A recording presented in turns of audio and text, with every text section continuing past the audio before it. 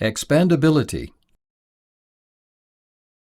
The HU-200 is equipped with USB ports and external I/O in the backside to allow superior expandability for customizing in accordance with workfield sites.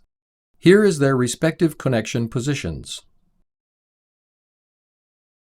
Connecting a USB barcode reader in order to read barcodes printed on substrates and work procedures allows automatic calling of corresponding programs. This feature can prevent human errors in soldering with the wrong program.